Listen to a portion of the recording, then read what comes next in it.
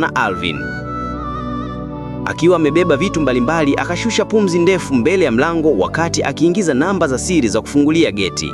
Geti lilifunguka na hapakuwa na mlinzi yoyote. Alipofika kwenye mlango wa kuingilia ndani, aliingiza namba za siri tena kwenye kitasa na mlango ukafunguka bila ubishi.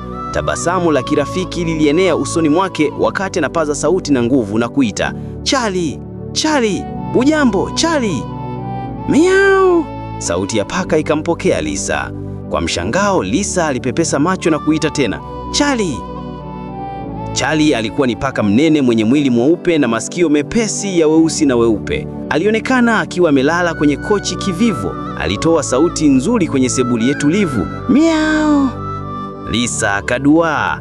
Baada ya paka mnene kunyoosha mwili wake, aliruka chini ya kochi na kuelekea kwenye miguu yake Lisa kunusa furushi aliyokuwa amebebwa, akidhani kuna chakula.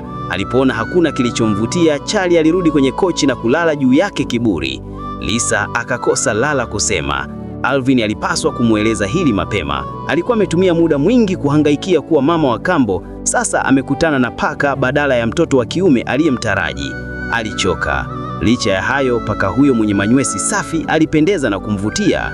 Lisa akasogea mbele akimuinua kuyabana mashava yake yaliyonona, lakini paka huyo alijitoma kwenye chumba cha kulala cha Alvin kwa kasi ya umeme. Chumba cha kulala cha Alvin, sehemu ambayo Lisa hakuwa na sifa ya kukanyaga kulingana na masharti ya ndoa.